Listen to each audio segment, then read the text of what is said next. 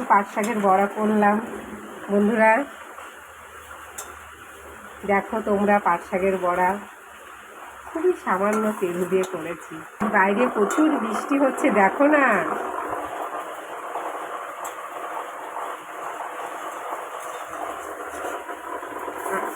আজ রান্না হয়েছে ইলিশ মাছ ভাপা। পরে দেখাচ্ছি বন্ধুরা কী কী রান্না করেছি। দেখো বন্ধুরা, ইলিশ মাছ ভাপা করেছি আজ বৃষ্টির দিনে, ঝাল ঝাল করে ইলিশ মাছ ভাপা।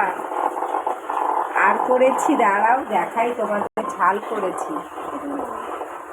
পুঁটি মাছের ঝাল করেছি। আর করেছি মৌলা মাছের বাটি চচ্চড়ি। এই হলো আজকের মেনু। আর আছে ভাত, দেখে নাও ভাত। এই হলো ভাত, জমিয়ে হবে লাঞ্চ।